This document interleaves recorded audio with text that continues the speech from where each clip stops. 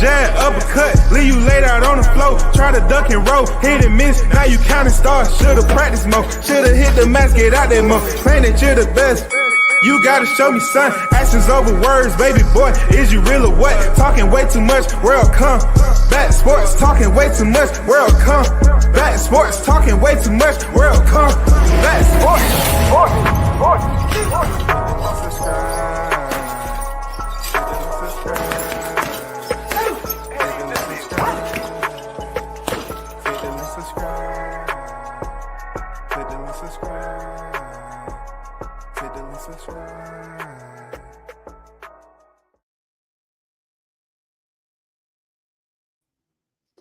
Yo, what up? Shout out to the hottest chat in the MF game, man.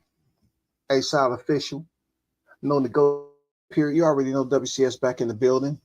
Let's get right down to it, man. I've been trying to spread the word, not exactly the boxing gospel, because I don't believe in attaching spiritual belief to this sport that tends to live more so on the dark side. Boxing consumers, like I always say, will always be, the recipients of puppetizing that's coming from the media. People give this information out there in all ways, shapes, and forms, man. They always tell you this fight is happening, this fight may not happen, the fight that you thought was happening isn't happening, and then another fight come on deck that ties into the fight that's not happening, and you say to yourself, business-wise, why is it like this? Why is it so complex for us to see a division, to see an entire division, and you think to yourself, okay, I see the entire division right there.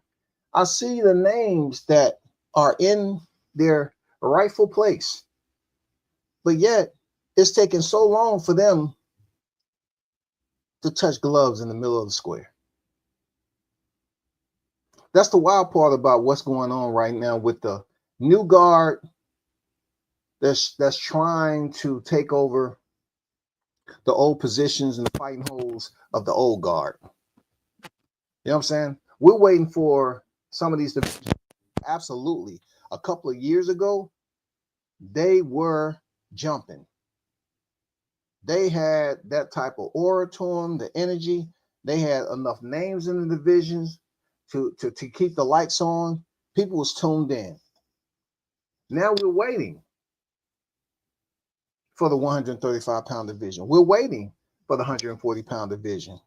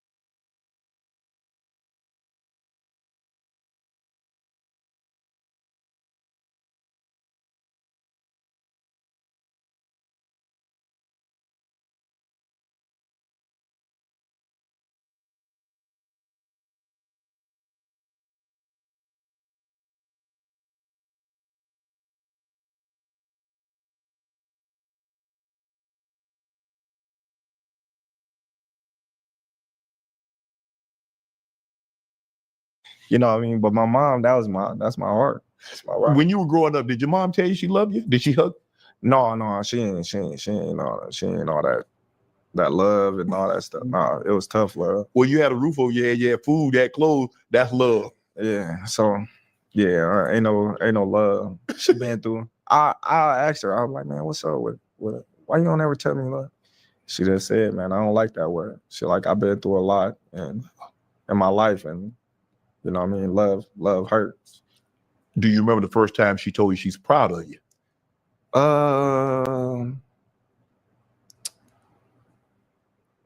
It was when I been grown. It was probably like 2017, 18. Damn, bud. That's recently. Hey, no, for real, like not affectionate. Okay. You know what I mean? So she not about to be, oh, I love you, right? Kiss Hugging you and stuff like that. Nah, she ain't. All right, you do something. All right, I see you. You go on about it.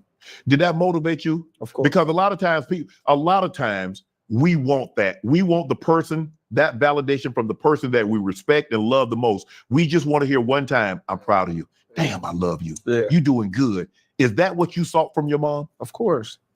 Everything that I did, like when I started doing right in school and not getting kicked out, she like, by time. I'm like, damn, like right. my sisters, they get put on this pedestal. Right. You know what I mean? She made the honor roll and it's, all right, mom, I got A's and B's. You in the alternative school. I'm like, God damn. You know what I mean? You're supposed to have good grades. Great, right. So yeah, but for sure, man, like I used to get into it with my mom and be like, one day I'm gonna be champion of the world. Watch. What, when you told her that, what did she say? You ain't gonna be she'd be like,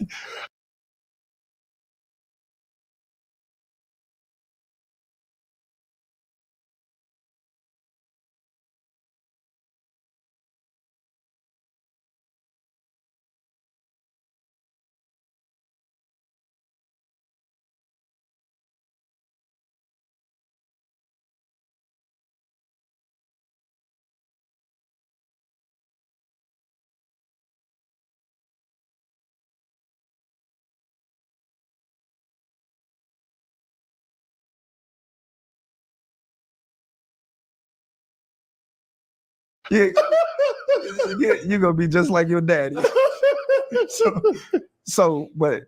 But the one thing that I noticed,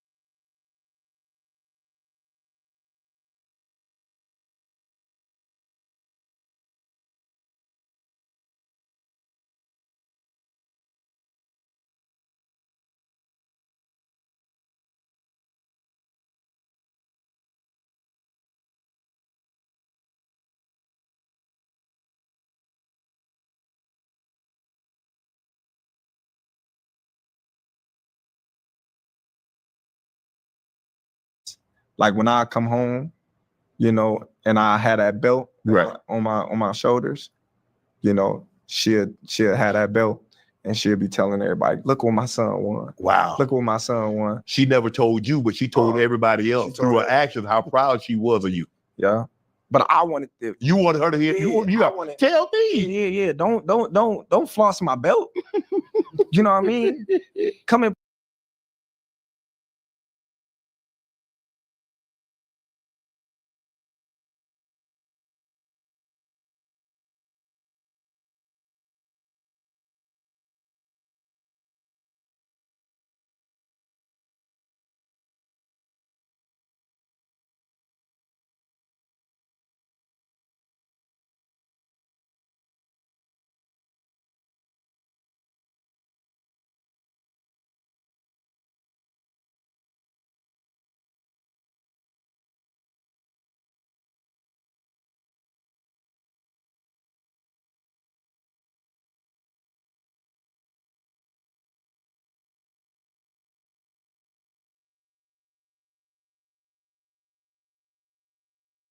So you're not a natural southpaw. Nah, You taught yourself. right. So I was just like, this is your weakness, you know. Make it a strength. So I just started working on it, and then I've been focused ever since.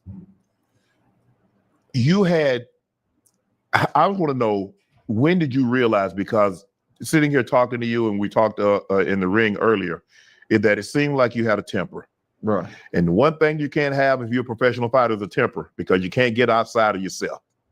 How did you learn how to control that? How do you learn how to focus and says, okay, yeah, I'm upset, but let me channel this aggression. Let me use it for what I know it can be beneficial for me. Oh man, I don't know. Like my temper was so bad. I used to have to see like psychiatrists and shrinks and stuff like that. Damn, bud. I used to flip out, man. It was worse. I got kicked off the USA team. I having fights in overseas and stuff against other teammates and getting into it with my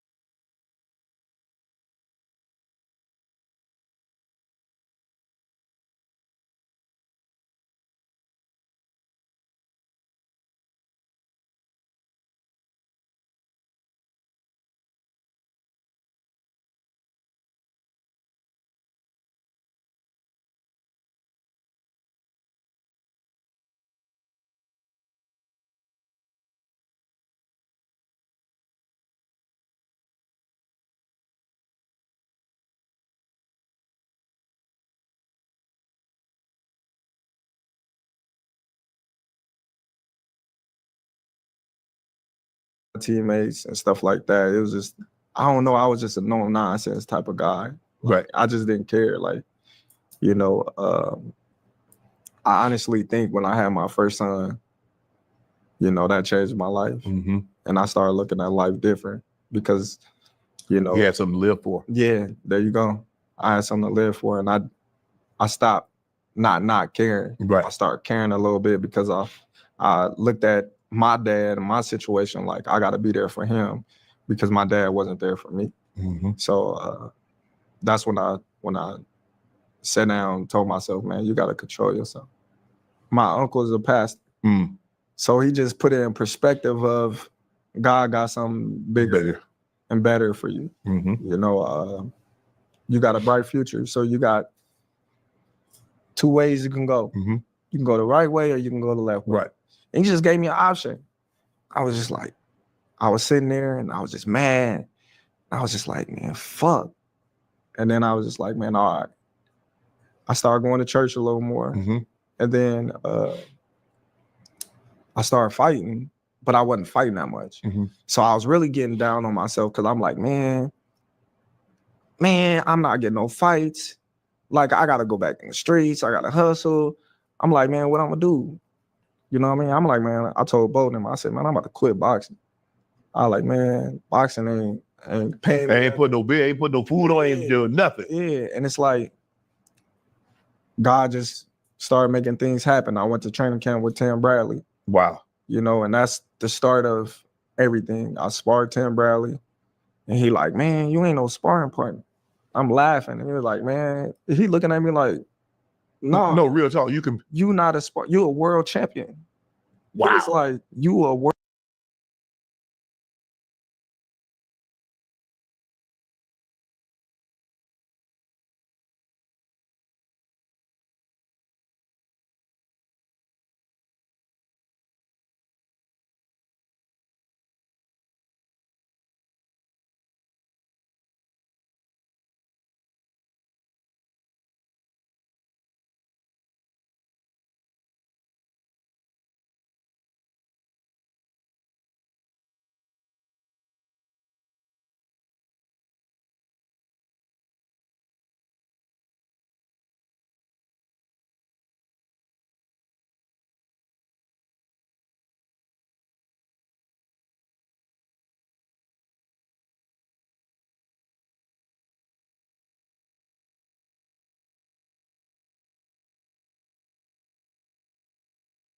World champion. And I'm like, man, I just want to fight. Right. He like, so they not giving you no fights. When the last time I said, man, I only fought like 2 times in 2 years.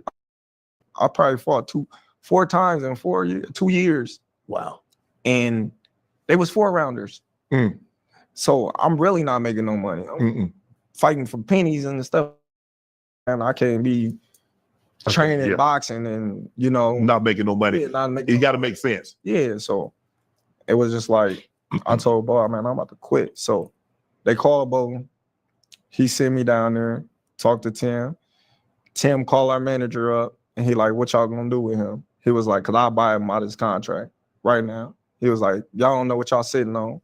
Y'all sitting on this dude, and this dude is cold. Right. So Cameron was like, don't nobody want to fight him, and he can't get no fights, and this and that and this. And so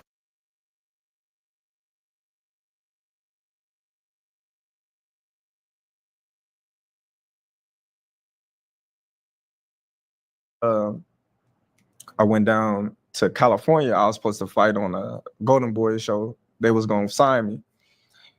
The guy comes to the weigh-ins and say, man, that's Terrence Crawford. I know him.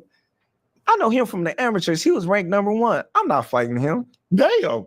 Straight like that. I didn't made weight and everything. I'm at 135. And I'm like, man. He like, I'm not fighting. He left. He left. So I'm stuck with no opponent. They ain't give me no money. So the guy at 140, they had signed this guy. Right. So they had all this little money in him. And his opponent didn't even show up. So he's undefeated, but he fight at 140. I'm undefeated. I fight at 135. I go to Gomez and I'm like, hey, let us fight. I'll fight him. You know what I mean? I'll fight him. And he like, nah. I'm like, whoever win, get the money. Get to sign. You sign. Okay. He already signed with you, but if I win, you sign me. And if he lose, you cut him. Right. They like, no, we got too much money in him. And I'm like, all right, cool. You know what I mean? Send me home. I don't even want to watch the fight. Send me home. So they sent me home. That's how I got with Top Rank. You know, Top Rank gave me the opportunity, and it's been up ever since. Wow. You know, we were talking in the ring earlier today. Why people don't tussle no more? You know, back in the day, people just know, hey, you took ass whipping, Now ain't nobody trying to take no ass whipping. They gonna let them things off on.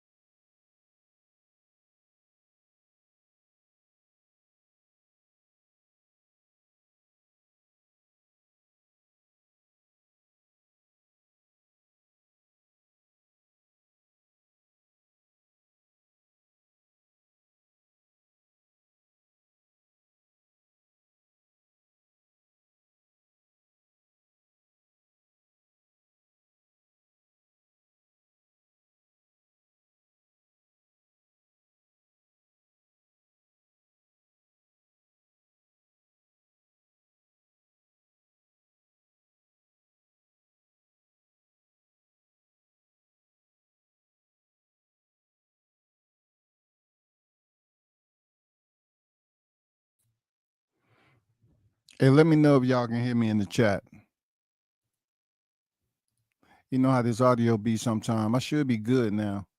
Let me know if you can hear me in the chat. Because the audio is getting crazy.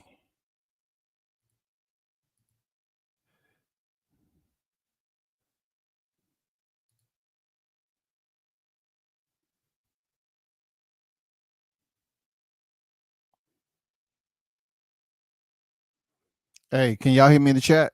Yes or no?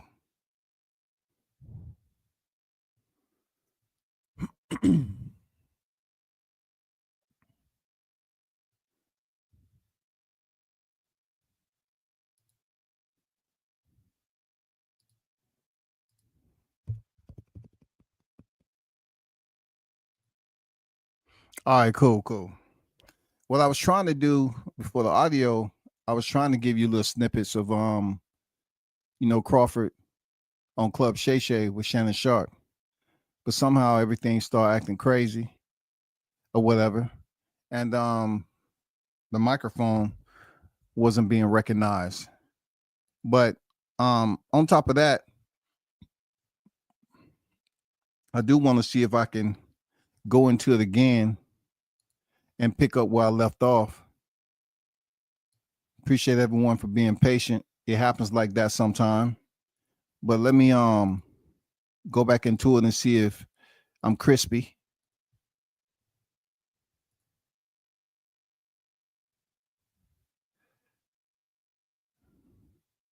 So let's get back to the audio.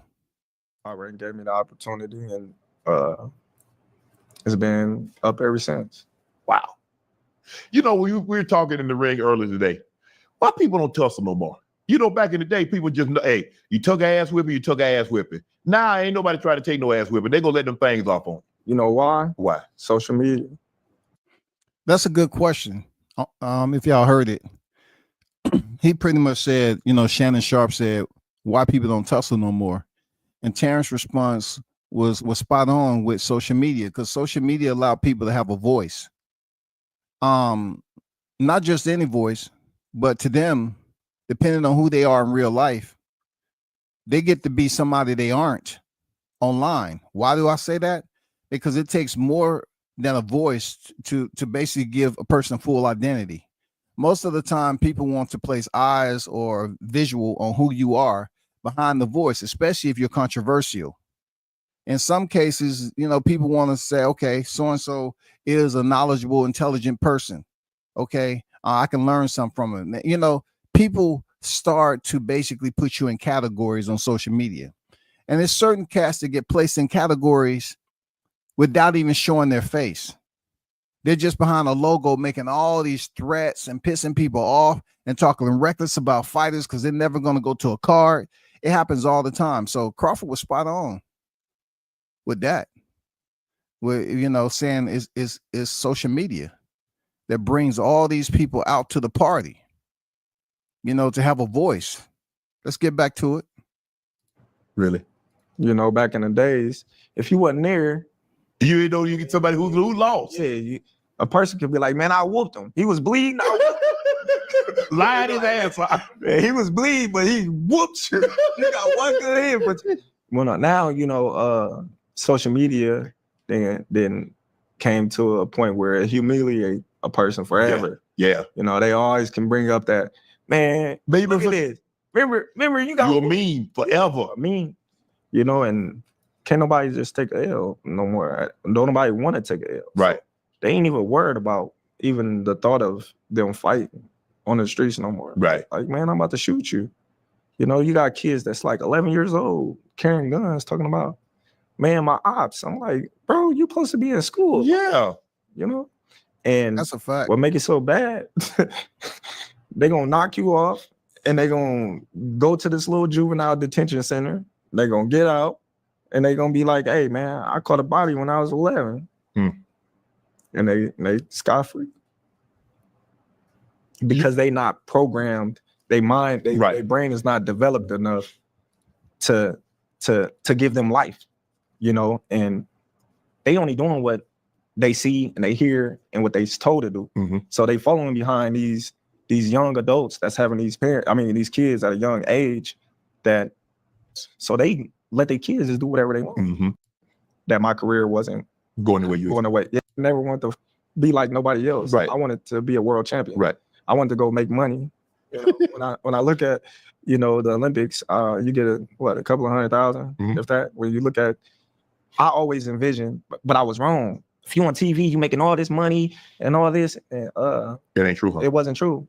But when I got to a certain level, then I started making The the money. type of money that I You thought I dreamed would of. be making. Mhm. But I always thought being on TV, Got you paid. yeah, got you paid. But it wasn't true, because when I was coming up, I was mad because I seen all the people that graduated from the amateurs into the pro ranks was all on TV.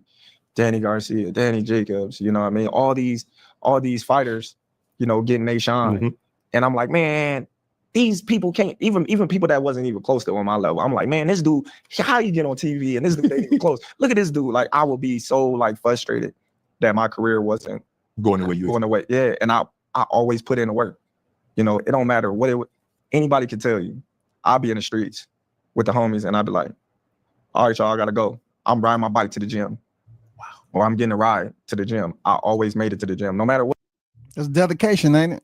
I mean, everybody is fueled off something. They say, so-and-so got that diesel fuel. Everybody's mentally fueled off something that motivates them. I mean, cliche wise, we can use every motivating term, period, but you have to be self-motivated to be great at something. You just can't have people in your ear all the time talking, hey, you can do this. You know what I'm saying? Eat, sleep, repeat. Eat, sleep, repeat. And it takes more than that. You got to be self-motivated. What? I don't care what we was doing. I always made it to the gym. That's why I always say I always put it in the work, but I didn't see the results until God said it's time for you to see the results. So it was tough. Like, I never wanted to be an Olympic gold medalist. I want to be a world champion to make money. Explain this to me. You undefeated as a pro. You had 12 losses in amateurs. How the hell that happened? Man, amateurs is amateurs. Anything can happen. I lost my first 2 fights, when I was a little kid. Then, losing in national tournaments and things like that, it happens. Losing, not being in shape, losing fights that, because you from Omaha, Nebraska, and this guy from a bigger city by 1 point, lose 1 point here, 1 point there. It's politics. Yes, politics for sure. I wouldn't be able to speak on amateur tournaments unless I actually covered them. I covered amateur tournaments, and I'm not gonna lie, I learned a lot, yo. Not too many people willing to sit through 20-some fights of an amateur tournament. I did, man. I actually shot several amateur tournaments, and posted the pics on my Facebook. I seen dudes start getting robbed and all this shit. And I'm saying, how do these boxers continue to keep their reservoir motivation, keep going back to the gym and getting happy to go fight in an amateur tournament and get robbed, or are curious to know if they're going to get robbed? I don't know how these fighters kept their moto, man. Politics plays a big factor in amateur boxing. Why didn't you become frustrated and give up? I wanted to, but my coaches, like I said, they kept me motivated. Bo always tell me, man, hey, bro, man, just keep crying. It's gonna get greater later. Don't give up. And me having the faith and the belief in them, and trusting the process, I just kept going. You wanted to fight Manny Pacquiao. I think you were like 27, 28 when you wanted to fight Pac. Why didn't that fight happen? I hear so many excuses like they didn't want it. But Freddie Roach on the record saying he didn't want Pacquiao to fight for one. And I just think Top Rank wanted to protect Pacquiao because of the money issue. That was their cash cow. And, but hell, you could have been the cash cow. Listen, they don't think like that, So they didn't want to mess up the money that they was getting. Well, let me correct you, Shannon. Okay, we're talking about black fighter, Filipino fighter. Filipino nation has a huge, heavy, cohesive fan base over there in the Philippines, for real. So Manny Pacquiao back then, no, Crawford was not on the same level of notoriety like that for them to pretty much give up Manny Pacquiao for a high risk fight against a fighter like Crawford. Not saying that they already knew that Crawford may potentially be a threat or may have the possibility of a huge percentage of defeating Manny. It's just that time when you mentioned Manny Pacquiao, I mean, his name was always, this is the guy who got knocked out flat, cold in his like 11th or 12th professional fight. Flatline, just like, come on, man. And for us not to realize and understand how deep the Filipino freaking boxing fans are loyal to their fans, just like the Mexican. If I was to say a fan base that's equal to greater than the Mexican fan base at some point would be the Filipino fan base when it comes to boxing. Seriously.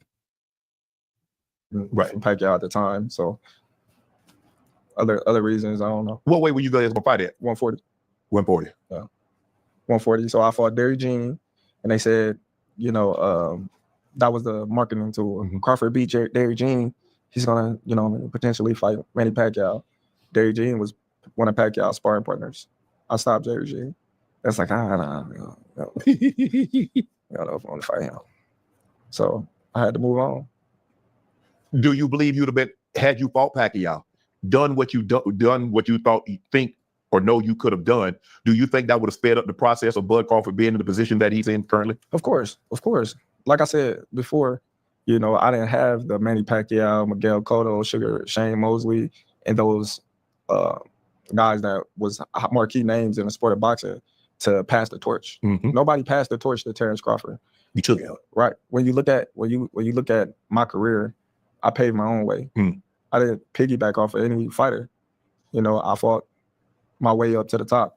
When you look at, any fighter from Floyd Mayweather to any of them, when Floyd fought De La Hoya, that was a whole big thing. He wanted to fight De La Hoya, but Top Rank didn't want to give him De La Hoya, really, initially. But when they met up, Floyd was the B-side, and, he beat De La Hoya, and then he started rising to the top. Why don't you think older great fighters want to give these young and up and comers an opportunity? I don't think it's that they want to give them, it's just the opportunity. They pay you a lot of money probably for taking a risk, and some older fighters want to test themselves and see if they still got it. And it's a business. Everybody know what we doing it for. Right. We like pit bulls. You see a pit bull, they got their ring, they got their judge, and they got the crowd around them to send them out there to kill each other. That's the same way with us. Then this pit bull lose, they kick them out. I can't use you no more. See, and the promoters, it's the same way. When you lose, the promoters don't want nothing to deal with you no more. You know what? That's where I was going. Because it seemed, if you remember, if you go back and look at the 70s, they were heavyweights dominated. They fought. Had the 80s, and you had the four kings, and they fought. Why they don't want to? I mean, it's money. You can make money. It's all about money. At the end of the day, when you look at the politics, they all say, oh, well, this promoter got these fighters. This promoter got these fighters. I don't want to share it with you. You don't want to share it with me. So I'm going to in-house all these fighters unless some drastic amount of money can come and then we can both be successful. And that's what we had to go through. We had to go through that shit. Everybody's trying to, become a united front right now. But Crawford just mentioned what they was going through. The promoters themselves were basically shuffling fighters around, and they wanted in-house fights. So when you talk about fighters today, and you try to make it seem like why are these fighters all going over the Turkey Alley Sheik? Because listen, they tell you all the time, when you become acclimated to a situation, there comes conformity. When conformity hit, it's different for everybody, depending on where they at in their career. If they've been going through this system and getting paid a certain amount of money, and then somebody new on the scene starts to participate in the boxing with the effect that Turkey Alley Sheik or the weight that Turkey Alley Sheik has, then that's where you get people wanting to try new things. They want to get with their management and everything, try to talk it out and see, how they can make this money. Is he really who they say he is? What consequences? What repercussions come with this? What are the cons of going over here? He just told you. The promoters back in the day, they was keeping their fighters in-house so certain people can get paid, so all the money can stay in-house. So they had their A fighters and their B fighters, their C fighters, and they shuffled them around accordingly. If their fighter was able to get a championship belt, then guess what? That means bigger money. You know what I'm saying? More money for a fighter. Okay, with this a championship fight. People today, fight fans, they want to pretend like, whoever's holding the belt don't matter because that person is not as popular on the scale of notoriety when it comes to a pound for pound list or putting butts in the seats. They say being reactive to a situation pretty much never produce the type of results that you would have had if you planned this out accordingly, made the move ahead of time, and work your way through the process with collecting data on how to continue to improve the situation.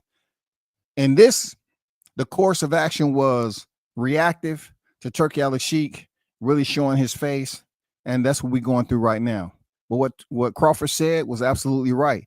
The promoters wanted to keep the house in fight. I mean, a fight on some of these fights in-house, and they didn't want to cross promote. They don't have shit to do with Top Rank. That's the way it was back then. I mean, people still blaming Top Rank for not moving Crawford, this, that, and the other. Bro, when it came time for him to make a move and his contract was expired, guess what? He made the move and y'all still wasn't satisfied. on this fight. Right. But I don't want to give you leverage in your fighter taking my fighter's title. Mm-hmm. Now I don't have no title. I don't have no leverage now. You know what I mean? So if I have 6 welterweight contenders like PBC had, mm-hmm. and you got 2, well, yeah, 2, because Manny Pacquiao left Top Rank and went to PBC. You got 2, Jeff Horn and Terrence Crawford. I fight Jeff Horn, they freeze me out. They fight each other while I'm just sitting there. Hey man, I want to fight him. No, you on the wrong side of the street. Wow. I want to fight him. No, you on the wrong side of the street. Where the fuck did the wrong side of the street come in to play in the sport of boxing? That's how it goes. But then when, it makes sense, Manny Pacquiao, Floyd Mayweather, then the 2 parties can come together and make it happen because it's enough money. Because so much money is involved. Yeah. Because I was looking at it like this, and it seemed like Floyd, and I love Floyd, but it seems like everybody's afraid to have to have a 1 or 2. I'm gonna stop it right there. I'm not going through the whole interview because the interview is extensive. And I'm gonna get the Haynes Legacy comment. It said WCS bro, I have disagreed with you. Pac-Man lost like 6 fights before that, so his name wouldn't have been soiled by losing to Crawford. It would have just stamped Buzz legitimacy. I I get your point. You know what I'm saying? My response to that there, Haynes, is when you talk about certain fighters losing, we all know the effect isn't the same when it comes to certain fighters, especially if they have a country behind them and everything, right? My only point is, let's just say Crawford and Manny Pacquiao fought and Crawford defeated Pacquiao. What damage would have done to Manny Pacquiao, who you said already has 6 losses, right? Just the fact that he would be fighting Bud Crawford, it wouldn't matter, right? Just like you said, his name wouldn't have been soiled. But to the promotion who had Manny Pacquiao, they still seen him as having promotional value because as a Filipino fighter, Manny Pacquiao was like the president. Like Manny Pacquiao's name was jumping always. When he go home, he gets that unconditional love, man. Like this dude is a legend over there in the Philippines. So, if Crawford, you gotta look at it from the yin and the yang perspective, if that's even correct, is if Crawford would have beat Manny Pacquiao name on Crawford's record would have meant a lot. Even with Errol Spence, just think about if Errol Spence would have fought Manny Pacquiao instead of his eye being injured by McAlooey, What if Errol Spence, even to this day time, Errol Spence would have had some appraising value with Manny Pacquiao on his record, just like Keith Thurman. But unfortunately for Keith Thurman, he met a Manny Pacquiao that still had value and went in there and defeated him, right? But it depends on the promotion there, Haynes. It depends on the promotion, because what they seen in Manny Pacquiao, who can still get these fights even if he loses, is the same thing they was thinking if he would have fought Crawford. Maybe they didn't want Crawford to get that Manny Pacquiao name on his resume. I don't know. I mean, you make a solid point. I don't know. But Manny Pacquiao, to me, is one of those fighters that can lose and still come back and fight championship fights. He was about to fight Errol Spence. He ended up going there beating Keith Thurman. Now it's rumored that he may potentially come back at his age and fight one of the weakest champions at 147 pounds, and Mario Barrios. Now that is appraising value. If a promotion can say, hey, Crawford's going to be a tough fight for you, they may have had other plans for Manny Pacquiao. They may have seen Crawford as not being a ticket seller, putting butts in the seats. Who knows? They might have thought Manny Pacquiao was just, some levels above Crawford when it comes to the branding perspective, the notoriety perspective, the ticket selling, perspective, just overall as a fighter. They probably looked at that shit like, man, Manny Pacquiao has all these losses, but yet we still see him as having equity in this promotion right here. But we know, goddamn it, Crawford, he's a tough opponent. So therefore, we're not trying to put Manny Pacquiao in that position right now because they may potentially had bigger fights or something planned for him. I don't know. But I see where you coming from. But on the flip side of it, six losses for Manny Pacquiao, that don't mean shit, because this guy's rumored to come back and fight freaking Mario Barrios after stepping in there with Keith Thurman, about to step in there with freaking Errol Spence. That's wild, man. That shit wild, bro. But I see where you at with it, bro. You know what I'm saying? Thanks for the chat, always interacting. Much appreciated. I want to give a big shout to Haynes Legacy supporting the channel. Big support of the channel, man. It's much appreciated. One love to you, dog. Thanks for the $10 super chat, man, in the Cash App.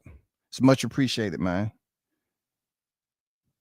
And I really mean that, man. I know you're going through a lot of ebbs and flows in your life right now.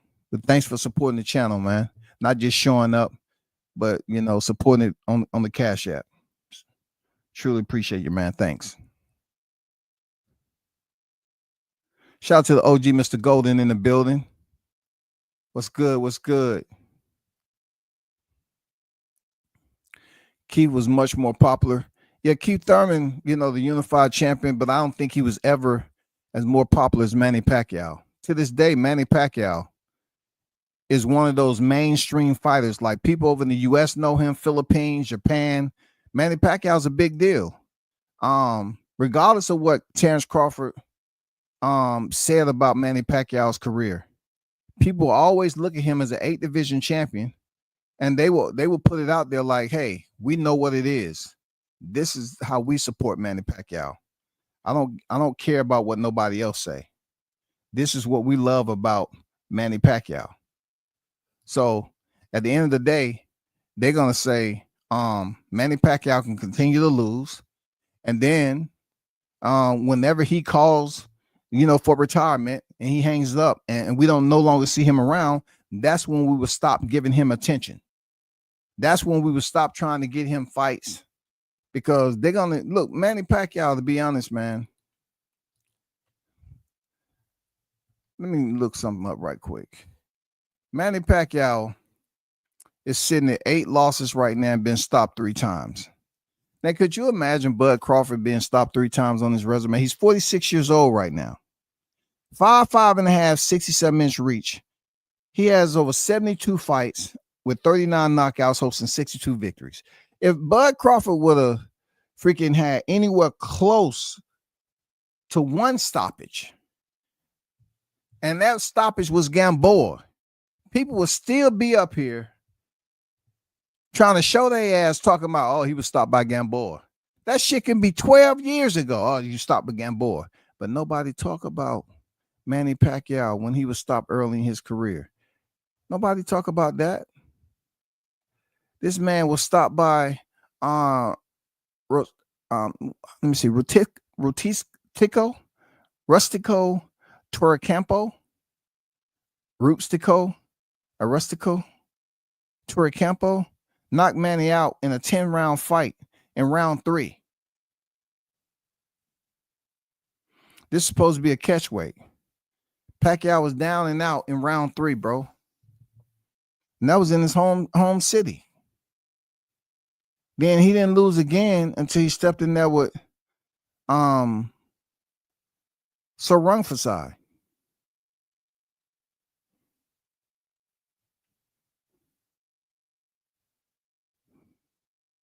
He had a draw against Sanchez, another draw against Juan Manuel Marquez.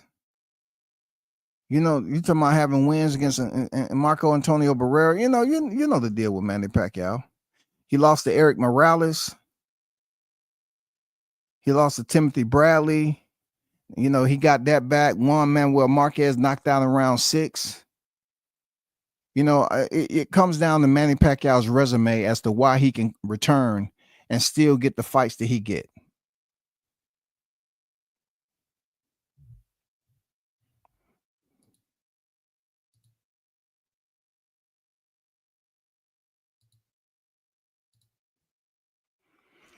That's always going to be the case for Manny Pacquiao. Real talk. He can continue to lose, and people are still going to give him freaking shots. He beat Barrios hand down. Maybe that's just a fan in me. Yeah, I think Barrios, based off him getting beat up and taking too much punishment, you know, he's going to be one of those people that may retire Barrios. Who knows? Who knows? He might be able to retire Barrios. We don't know what Manny. It's not like Manny hasn't been stopped, but do we truly believe in reality that Barrios is going to stop him? I don't.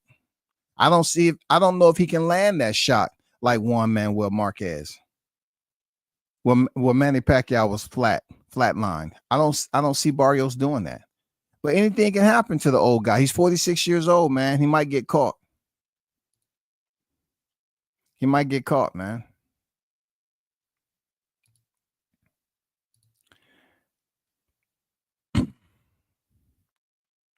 Hey, man, you know, the Strays going to come over here, man. They just haters. I told you, what did I tell you? What did I tell you that's going to happen? If you put Canelo up there, them Canelo haters is going to go out here, and those individuals that want to use those type of accounts, they're going to come over here and show you. You know what I'm saying? They're going to try to show you who they are and keep on freaking trying to show up. And then they're going to have to go back and redo their account and then show back up in here again. But anyway, moving on. I just wanted to talk that a little bit about, you know, Crawford having that interview with Shay Shay, because at the end of the day, Club Shay Shay is a big name, and he do have some very solid interviews on that. That's not the first athlete that he has interviewed, but this is the first time I've seen Crawford on that interview, you know, with Club Shay Shay. And it wasn't a bad interview because they started off in the ring and then they went and did an interview on the back end. So the whole interview is about 3 hours long. That's why I said I wasn't going to pretty much, you know, put too much effort into doing a whole 3-hour session based off Club Shay Shay's audio. You know what I'm saying? Shout out 2 Cents in the building. Salute to you. So I look at it like that. Like, we'll see after this fight with William Scull and everything, how it all plays out. I want to get to a tweet that was sent out, right? Dan Raphael said, in reporting on July 12th card, with Shakur Cepeda. Sources with knowledge of specifics told me Shakur split from Matchroom and his manager, Jay Prince. Hired Lou DiBella as his promoter for the event to keep an eye on stuff, handle behind the scenes stuff, maybe some media and all this. Well, I have found out that not to be true. I know Shaw News did a breakdown of this. Also, that it just simply wasn't true that he is split from Jay Prince. And also, he still is locked in with Eddie Hearns for this fight with Cepeda. Now, a lot of people are saying that even I did a brief live on this, and I spoke on how can a fighter still be locked in contractually to one promoter, but has signed with a second promoter, where there have to be revisions in the contract. Those amendments either can happen when both teams get together for something that's about to happen, that's imminent, or when they initially signed with Eddie Hearn, Jay Prince and all them put in there, hey, we only signing for you for this amount of fights. After this first fight, they only going to have you as a certain percentage or whatever the language is, that we have the accessibility to go out here and seek a fight with somebody else. Now, granted, they're not just getting off scot-free. They have to provide a percentage of that purse. And these promoters are not going to do anything for free. They're not going to say, okay, you're going to sign with me for this amount of fights. Let's just say it's 3 fights. And let's just say it's 2 fights for Shakur's sake. He has 1 fight. He has another fight lined up. Let's just say the second fight in the contract is said he's allowed to go and, seek out other alternatives and options. And that's where we at right now with William Cepeda. He's still locked in, right? He's still locked in with Eddie Hearns. But therefore, if Lou DiBella is brokering, I guarantee you, just like when fighters start to leave PBC and go fight for Riyadh season, some of those fighters were still locked in with Al Heyman contractually. So when that purse came up, they still had to come off a certain percentage to give back to Al. I think this is the exact same thing. I think the format is there. I think contractually there's amendments that was in there from the initial time that the contract was signed, which tells me those individuals that's dogging Jay Prince out for doing bad business. Why? If he allowed a fighter to just not lock themselves in, let's just say he didn't lock himself in, like Boots, for instance. Boots has 3 fights with Eddie Hearn, and it's up to him on where he want to re-sign, based on the momentum that he has coming off the fight. It's a lot of options, but it's all about what happened initially when you was signing that contract. What was put into the terms? What's in black and white? What is in black and white? If black and white says that I fight 1 fight and it's going to be 100% solely with this promotion, my second fight, it allows me to seek out this, that, and, you know what I'm saying? I don't know the language. That's not my scope. That's not my scope. So I'm fine with saying that's outside my scope. You know what I'm saying?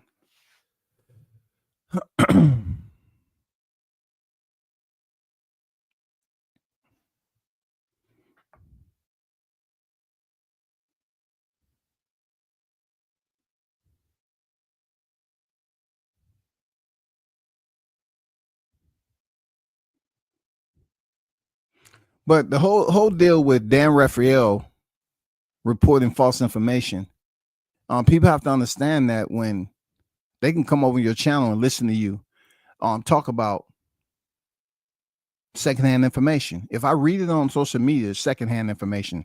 I'm reading it just like everybody else. It's just the people that try to act like it's firsthand, like they was at the damn, they was the ones that picked up the phone call and they was telling them, hey, this haven't been released yet. We're telling you. This is a perfect example how that shit doesn't play out like that. This was wrong information. Now, if you look at Lou DiBella back July 7th, 2024, Lou DiBella, right? The one that Shakur Stevenson supposedly reached out to somewhat broker this deal, this next fight. He says, good as he is, I just don't enjoy watching Shakur fights. Good night. That was him last year. So what changed? Well, Turkey told us. What did Turkey tell us? Turkey said, I don't have to like you to do business with you. And I believe that goes for a lot of promoters that's over here on the US grid. They don't have to like you to do business, but I also have seen certain promoters and they people blackball fighters for whatever the reason is. That's the part I don't like. I don't like that part. Promoters don't have to like a fighter, but the promoters will appreciate if the relationship is a healthy relationship and they can pretty much make money together and the shit don't spill out to the general public of, the fighter going out on social media trashing, the promoter, somewhat like Teofimo Lopez did about Top Rank, told him he can keep the black fighters. You know what I'm saying? It's been a lot of that. But that same fighter is the first fight out on the Fatal Fury match, and he's a 2-division lineal champion. So I don't know if it's punishment. I just know he dogged out Top Rank several times. So, I look at this Lou DiBella linking up with Shakur Stevenson. To be honest, I haven't really put too much time and effort into trying to figure out why Team Stevenson reached out to Jay Prince. I don't know, bro. I don't, boxing is a business. How people do the business, that is where the conversation and the debate starts. And look, people, I'm not specifically talking to the chat, right? I'm just speaking out loud to the general public, the GP. Everybody has their own reason for how they do business in boxing. There's been some deals out there that really screwed over boxers' careers. But we have to understand this is a hurt business. This is a grimy business. This is a no mercy type of business that when it's over, it's not like the military. The military, you can have injuries leading up to your freaking 20-year mark, where that is the minimal when I was coming through that you had to retire.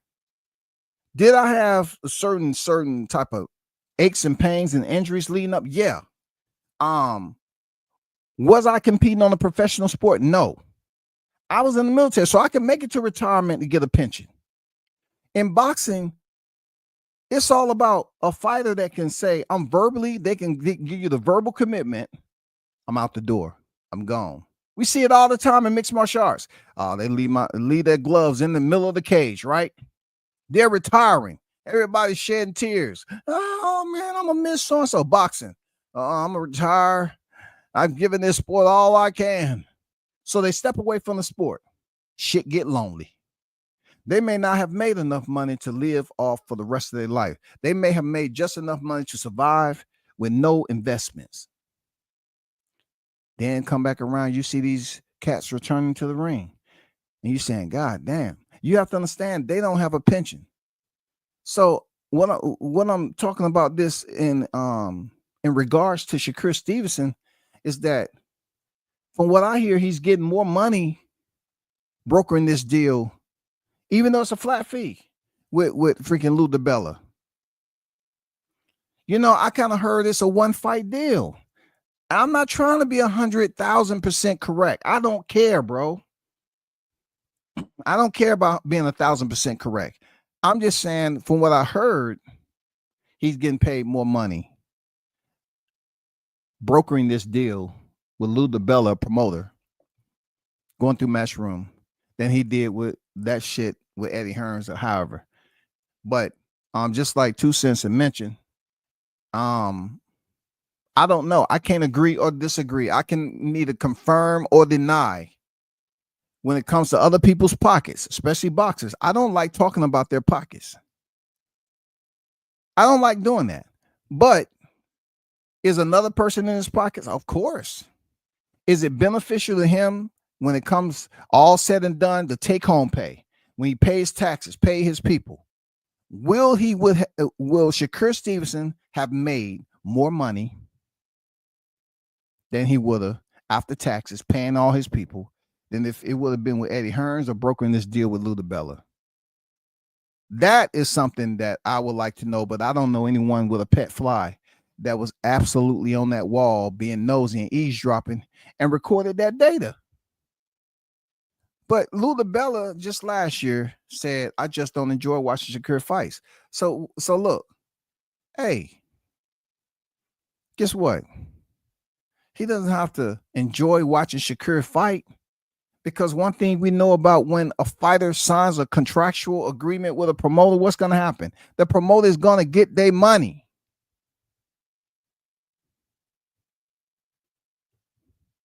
They're going to get their money.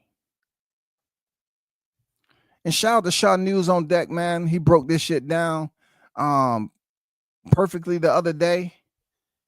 Pretty much when people were saying that, it was a firing going on and stuff like that, he pretty much detailed the inconsistencies, so like I said, people try to be first, down to thirst, have no loyalty, and are not A+ in boxing. Shakur not profitable enough to move like that.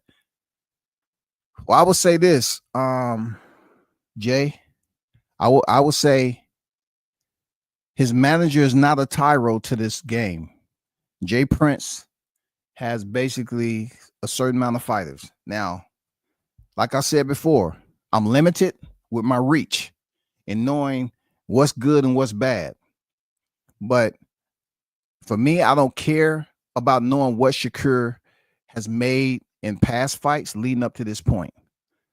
Yeah, in certain areas, they do look great for Shakur.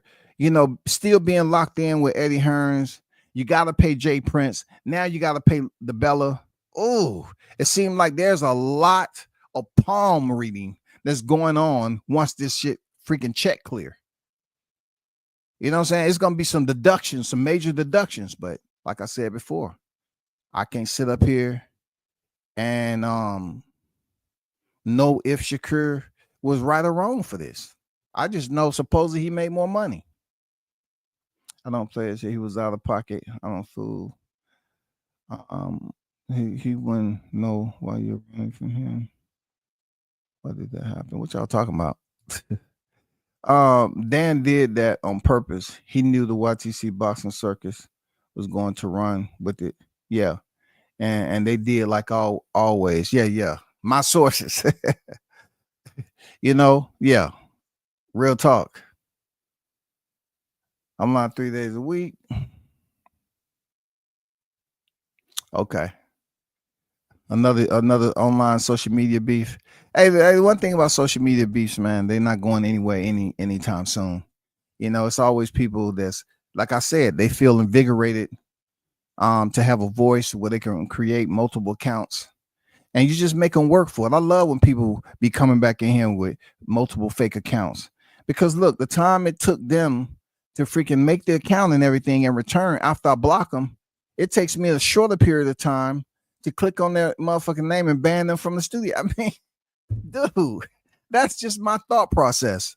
But anyway, shout out to Shakur. I really hope he get paid well for this, so it could potentially move him forward to a Tank Davis fight, yo. You know what I'm saying? And shout out to the News by Shaw News Sauce Experience Team Tucker official. Go check his live that he did on this. Go check his channel out, sub to him. He pretty much broke this down the other day, and put it out there that a lot of people didn't see, because I posted it on X. A lot of people didn't recognize the July 7th, 2024. They was trying to say that was Lou Bella now saying that about Shakur after Shakur reached out for him to broker a freaking agreement for this upcoming fight. They didn't read. We live in an era of skim readers. They just look at stuff, they take a snapshot, they scan down, and they totally missed the date. But that was last year. You know what I'm saying? This was last year. So the Bella has had a change of heart. He said, I just don't enjoy watching Shakur fights. So Shakur, salute to him. A lot of people have been talking about this Cepeda. It gives me that Thanksgiving. Greens, kings, corn, you know what I'm saying? It gives you that. You hear Cepeda so much. It's good. It's finally happening, bro. It's good. It's finally happening. I ain't gonna lie to you. Moving on. You know how they were saying that Ryan Garcia and Devin Haney was going to fight? Well, it's a lot of turbulence that's out there that they're trying to line up Ryan Garcia to fight Boots Ennis. Now, before that can happen, Boots Ennis has a mandatory, you know, because he just couldn't ride and get a Heisman to freaking Shakaram Giasov. He couldn't get a Heisman to him and keep it moving because he paid step aside money already for one of his mandatories in Stantiones. So therefore, you know, he has to fight this guy right here. He has to, or he gonna come off that belt. But the crazy part about it is that WBA has now named Jaron Ennis as a super champion at welterweight and mandated him to defend his title against Giasov, right? But the caveat to that is moving forward, let's just say Ryan Garcia defeats Rolly, which a lot of us believe he will, and then we have Boots fighting his mandatory. The dilemma comes into play, right? How is boxing going to maneuver? If they're trying to make the Ryan Garcia fight and the Jaron Ennis people, I want you to be flexible with your sense of thinking. Why I say that is that people just look at the linear, direct, straight ahead. They don't try to take the securities route. Sometimes it's good to take the business route. Get off the fucking highway, go take the business route and sightsee and go through the stoplights and all that. And you can think of some shit. Let me see. Oh, I didn't know that. You can kind of put some thoughts together and come back on the highway. If boxing wants to say that Devin Haney and Ryan Garcia is supposed to have a rematch in between time, that's after Ryan beats Rolly and after Jaron Boots, they can find a way to make the fight happen. And it's not just saying, oh, that's your mandatory. No. They can find a way to make it happen. They can, all the little back door, under the table, freaking shiesty type man, come on now. They can find a way to make this fight happen. Somebody can get injured, all that. It's not just a straightforward FedEx package, no signature needed type of play. If they really want Ryan Garcia and Jaron Ennis to happen, knowing that it's supposed to be a contractual, I'm just gonna put it out there. I mean, we've seen commitments happen once again. You know, Shaw News had brought this up the other day when Rick Glazer had mentioned that Bill Haney had made an agreement with an important person, important individual, a man in New York. This was on Barbershop Conversations. I was a little bit taken back that Bill Haney for once didn't respond, but Rick Glazer is one of those guys where I kick it with Rick, but a lot of people don't like him because they say he was racist. Other people don't like him because he's always on social media talking his shit. He's been in the game. But he said that day, he said Haney made an agreement for that WBC title from an important man in New York. At the time, people didn't know who that guy was. Their sources did not inform them who that guy was, that important guy. But Shaw News said it was Lou DiBella. And Lou DiBella is a hitter in the game. He's a hitter in the game, no doubt about it. But the one part that I want to make it perfectly clear that Bill Haney did not argue if Rick Glazer was incorrect, if he was lying on his son's name, Bill Haney at that one point, I rarely find Bill Haney to be quiet when somebody's making these accusations about them. But that day right there, Rick Glaser was on the panel, Bill Haney was on the panel, and Barbershop Conversation was on the panel. And that shit was a hot freaking topic. And Rick Glaser, who everybody want to shit on and act like he don't know shit, he said, nope. They made a deal with a very important person in New York City.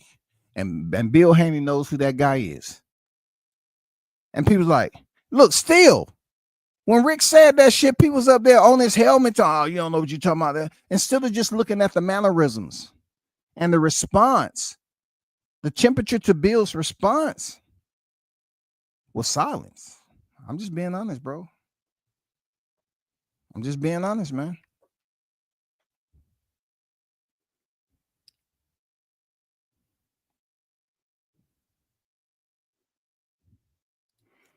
Yeah, they do. Old media can purr out lies and say my sources all the time. Yeah, they sources. Shout out to Swat Jones in the building, man. What they do, man. You ain't lying, man. My sources. You know, this what I've never quite improvise and adapt to overcome these type of individuals. I just learn how to let it just do a flyby. It's people who you tell them correct information and they still won't give you credit for giving them correct information because they're too damn selfish, stubborn, and they may have a large percentage of hate. They won't goddamn give you your credit for telling them something they didn't know at all. I don't like them people. Never did. These people that love being in the echo chamber and people always tell them, oh man, you said that shit right. You said that shit right. Oh man, you correct on that. Oh man, so and so that. Yeah. I mean, the shit never stops, bro. You know, shit never stops. Yeah, shout out to Rick, man. I'm a be talking to him real soon. You know, we're gonna chop it up on some questions.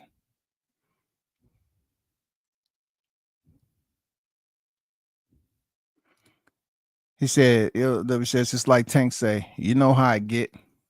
You ain't lying. Yeah, man, like you can these boxing fans can see shit and they act like, no, I don't see what you're talking about. I don't see. I don't understand. And the wild part about it, right? Regardless of what you got going on in life, you know, you still have people believing that a channel validates who they are, status quo in real life. I'm not up to, you know, to explaining to these people that the ones who live by the channel, like the channel, let me inform you again. You don't own this freaking social media platform. And at any given time, if they want to have an outage purposely to break you all so they won't have to give you the money, they can do it. And it's going to happen. Social media is never a given. Just like they was threatening to take TikTok away just because they felt like, you know, it you know, takes people personal information. Well, guess what? There's going to come a time and place where, you know, YouTube may have an outage and it may be out for several weeks, maybe months.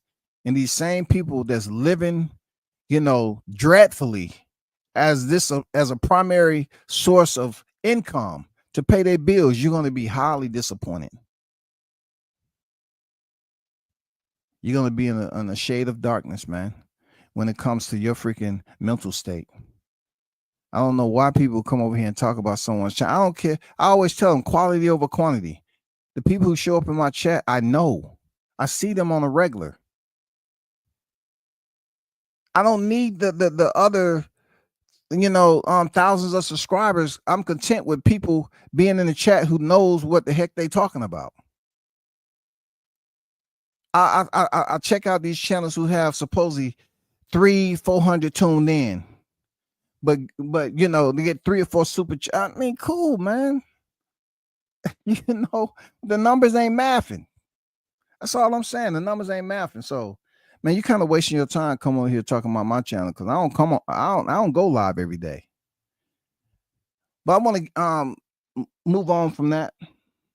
Canelo Scull, bro. I say them the last. Why? Because I'm not really feeling this except to probably place a bet on it.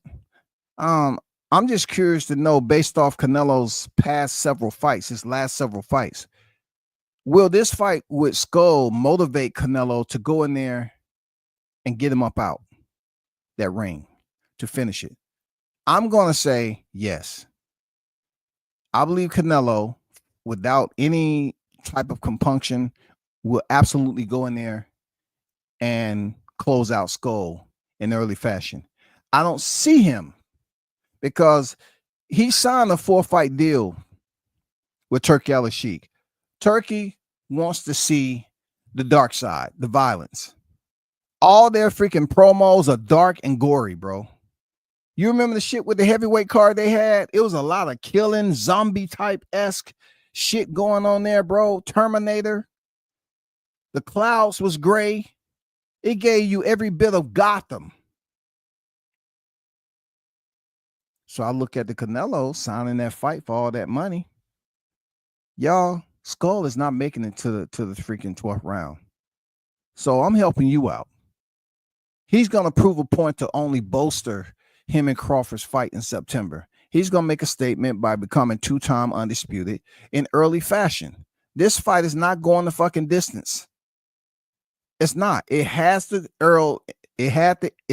end in early fashion to basically spark up. All these fans are just waiting. Oh yeah, he did it. He's gonna whoop Crawford. You know, they just want. That's how eager the Canelo fans want to use something in a debate. Hey man, go create a space right now. We gotta talk about Canelo, man. You see the way he did Scull? Who is Scull? You talking about the one on top of our shoulders that every human? No, man, I'm talking about Scull with a C, nigga. Stop playing. You see how Canelo knocked him out? Man, look. Dog Scull was a big Cuban.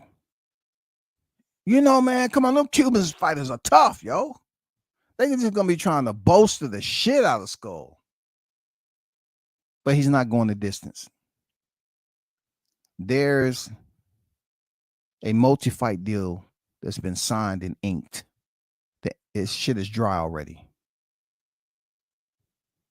Sheik wants to go down for putting on some of the most highlightable fights in boxing that people can go to and watch, regardless of where they at.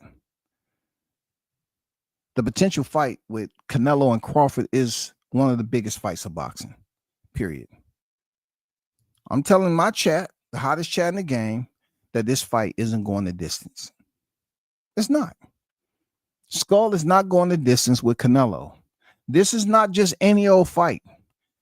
Canelo has buckled up and placed himself in a contractual agreement that's going to pay him a lucrative amount of money. He's not going to freaking just sit up here and moonwalk, you know, through this shit, an electric slide, and just give fans whatever he deemed necessary. Hey, Scull, hey, just complimentary knockdown. And when you get back to your locker room, you're going to have a new bullet blender, you know, that's able to blend up your smoothies in the morning when you get, you know, in shape for your next fight camp. Okay. I'm giving you a Target card. Okay. You know, a $50 Target card, prepaid. All right. Some socks. Okay. And also I want to give you some more dye for your hair, because I see you like dyeing your hair.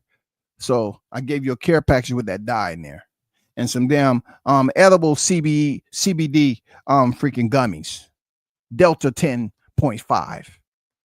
You know, Canelo is not giving him the care package in this fight. He's getting Scull up out of there. He's getting Scull up out of there. Real talk. Just like Ryan Garcia is going to get Roller Romero up out of there. Why? Because they want to see the knockout happen to build up the hype for these next fights. Ryan Garcia has a big fight after Rolly. We're hoping that Devin goes in there and do something spectacular. I'm pulling for Devin over Jose Ramirez. But I don't know why other people tend to just ignore the fact that he took a lot of damage from Ryan Garcia. That's just the asinine part about this whole situation. That man, he really damaged. He had both of Devin's freaking jaws swole, bro.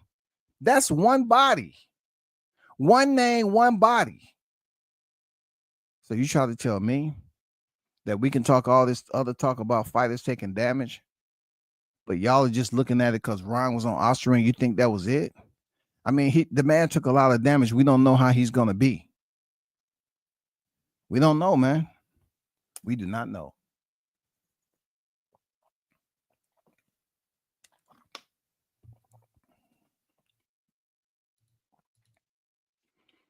I can't lie. He should have changed the Scull to Scull or something. I don't know who the hell he is.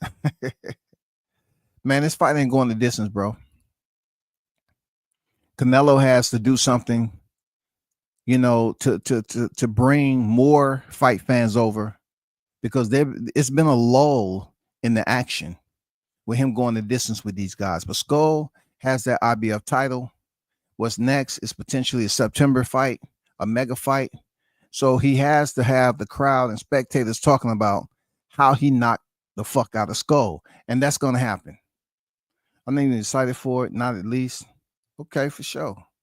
Canelo finally gets a KO on Scull. He hasn't got a KO in a while.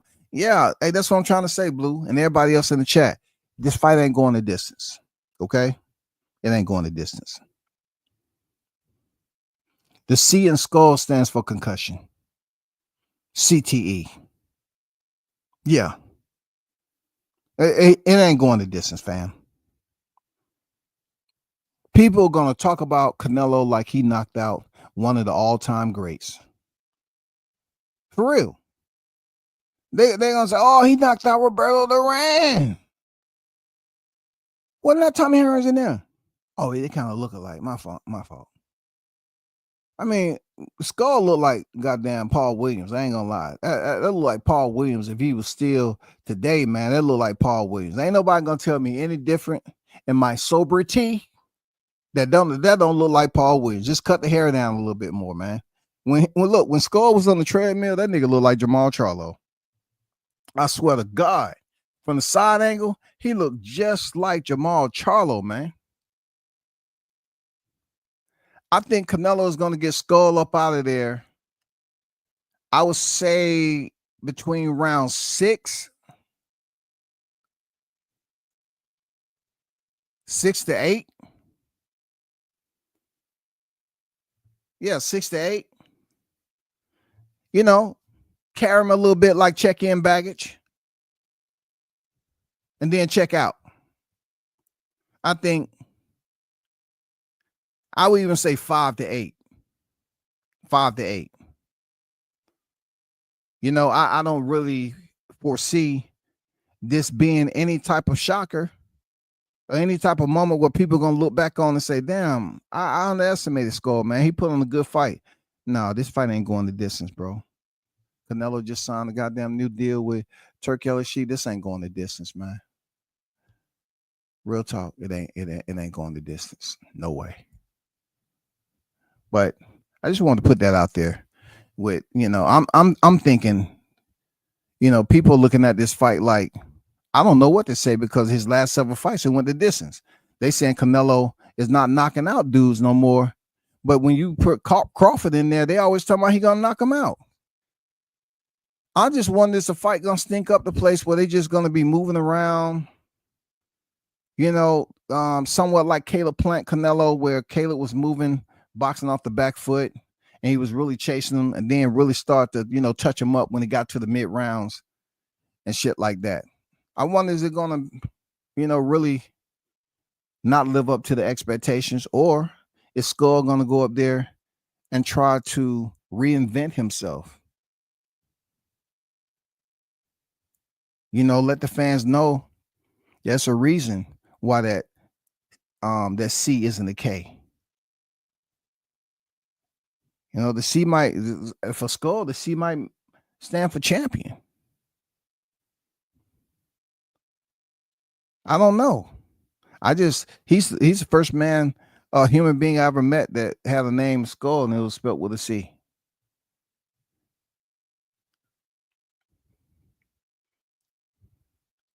Facts, bro. Canelo got a sitting target waiting for him. Yeah. Yeah, he gonna get him up out of there. That's wild place. The fight ain't going the distance. And truth be told, if it's over under, I'm thinking it's gonna be under 8.5. Real talk. He gonna make a statement just so people can start, gathering around Canelo once again and talking that Crawford fight. Oh, you see what he did to Scull? He was way bigger than Crawford. So if he did that to Scull, man, what do you think is gonna be the little itty bitty Crawford? Yeah, they're gonna be going on and on about this shit. Man, did you see that knockout? Oh my God, man. I think both his feet left the ground, man. For real. He lifted him up. Canelo is powerful.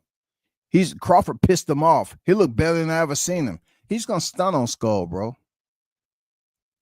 That's of course that's a guess, but he's gonna stun on him, man. Scull, when he gets off the canvas, he's gonna have that same look on his face. He got right here in this damn freaking snap, this frame right there, this thumbnail. He gonna have the same look.